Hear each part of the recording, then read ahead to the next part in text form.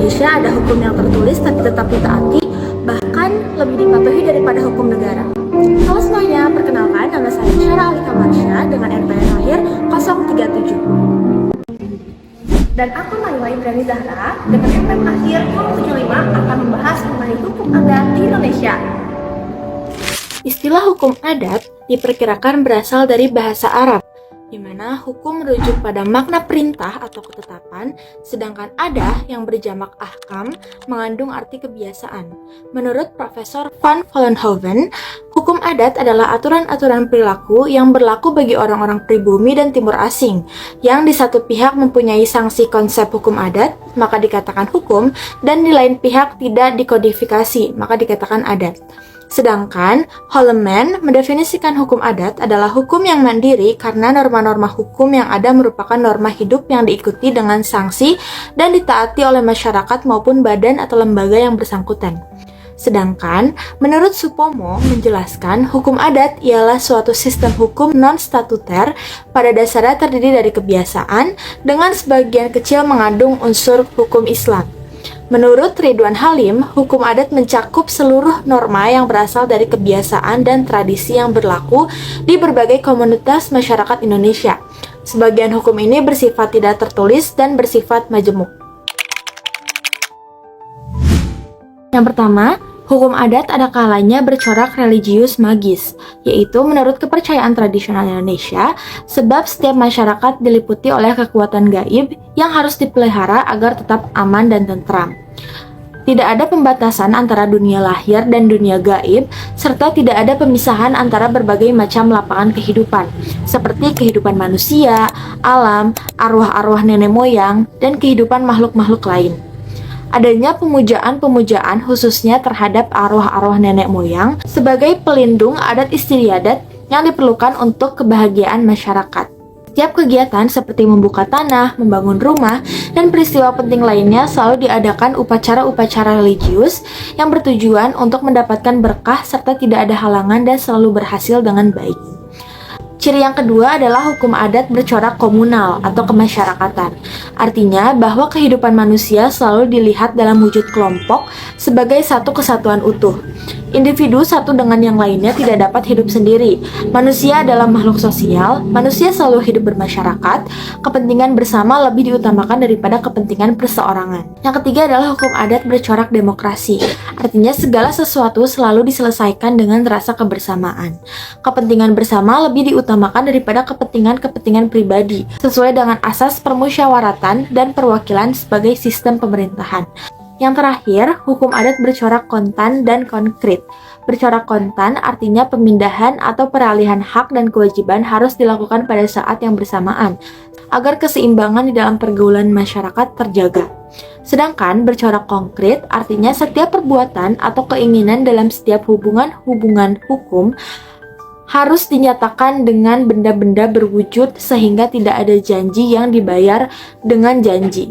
Semuanya harus disertai dengan tindakan nyata supaya tidak saling mencurigai. Penerapan hukum adat di Indonesia mencerminkan manifestasi nyata dari keberlakuan hukum tidak tertulis yang hidup berdampingan secara sosiologis maupun yuridis dengan sistem hukum nasional. Salah satu bentuk nyata adalah keberadaan hak ulayat dalam pengelolaan tanah, di mana masyarakat hukum adat memiliki kewenangan dan hak persekutuan atas suatu wilayah tertentu yang mencakup tanah, air, dan sumber daya alam di dalamnya. Dalam perspektif hukum agraria, Vollenhoven menjelaskan hak ulayat sebagai hak persekutuan hukum atas tanah merupakan hak tertinggi, di mana hak-hak individu di atas tanah bersumber darinya. Hak ulayat diakui sebagai hak kepemilikan komunal yang bersifat religius magis, di mana masyarakat adat memiliki hubungan batiniah dan lahiriah yang mendalam dengan tanah leluhurnya. Perkawinan menurut hukum adat adalah urusan kerabat, keluarga, masyarakat, dan pribadi satu sama lain dalam hubungan yang berbeda-beda. Jadi, perkawinan menurut hukum adat adalah tanggung jawab bersama dari masyarakat hukum adat. Pada masyarakat yang menganut sistem matrilineal seperti di Minangkabau, dalam sifat susunan kekeluargaan matrilineal atau garis keturunan ibu, Setelah kawin, suami akan tinggal dan menetap dalam rumah keluarga istri, tetapi anak-anak dan keturunannya masuk keluarga istri dan si ayah pada hakikatnya tidak memiliki kekuasaan pada anak-anaknya. Keadaan ini disebabkan oleh kerabat istri yang membiayai rumah tangga. Sedangkan susunan keluarga patrilineal atau garis keturunan bapak, sifat utama dari perkawinan ini adalah dengan memberikan jujur dari pihak laki-laki pada pihak perempuan sebagai lambang diputuskannya hubungan kekeluargaan pihak istri dengan orang tuanya, nenek moyangnya, dan dengan kerabatnya. Setelah perkawinan, pihak istri serta anak-anak dan keturunannya masuk ke dalam keluarga suami. Terakhir, dalam sifat kekeluargaan parental atau garis keturunan ke ibu dan kebapaan, setelah perkawinan, baik pihak istri maupun pihak suami menjadi milik keluarga bersama. Begitu juga anak-anak dan keturunannya. Dalam sifat ini juga terdapat kebiasaan berupa pemberian dari pihak laki-laki kepada pihak perempuan. Penerapan hukum adat juga termanifestasi dalam aspek peradilan adat dan mekanisme penyelesaian sengketa di luar pengadilan untuk mengembalikan keseimbangan kosmis dan sosial yang terganggu akibat suatu pelanggaran. Sanksi adat, baik berupa denda material, upacara adat, maupun pengucilan sosial, bertujuan untuk memulihkan hubungan antara pelaku, korban, dan masyarakat luas. Di banyak wilayah di Indonesia, lembaga adat seperti Kerapatan Adat Nagari di Sumatera Barat atau Sangkap di Bali berperan sebagai mediator efektif yang mampu menyelesaikan konflik horizontal secara cepat dan damai, sehingga mencegah eskalasi perkara ke ranah peradilan formal yang bersifat kaku dan memakan waktu. Kedudukan hukum adat dalam sistem hukum Indonesia bukan sekedar warisan budaya loh, tetapi juga bagian nyata dari identitas bangsa. Hukum adat lahir dari nilai, norma, dan juga kebiasaan masyarakat yang diwariskan secara turun-temurun, serta mengatur kehidupan sosial di berbagai daerah. Dalam konteks nasional, hukum adat diakui keberadaannya dalam Pasal 18B Ayat 2 dalam UUD 1945 yang menegaskan bahwa negara mengakui dan menghormati kesatuan masyarakat hukum adat beserta hak-hak tradisionalnya selama masih hidup dan sesuai dengan perkembangan masyarakat, serta prinsip negara kesatuan Republik Indonesia, yang artinya hukum adat memiliki kedudukan penting sebagai salah satu sumber hukum nasional, khususnya dalam mengisi kekosongan hukum yang belum diatur secara rinci oleh hukum positif. Selanjutnya, apa sih hubungan antara hukum adat dan juga hukum nasional? Ternyata keduanya bersifat saling melengkapi. Hukum nasional menjadi payung utama yang berlaku di seluruh warga negara, sementara hukum adat berperan menjaga nilai lokal yang hidup di masyarakat.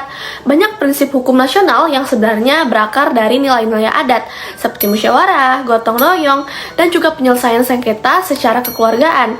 Dalam beberapa bidang, seperti hukum agraria melalui Undang-Undang Pokok Agraria, hukum adat bahkan dijadikan dasar dalam peraturan hak atas tanah. Namun hubungan ini juga menuntut penyesuaian agar hukum adat tetap relevan dengan perkembangan zaman, hak asasi manusia, dan juga prinsip keadilan modern.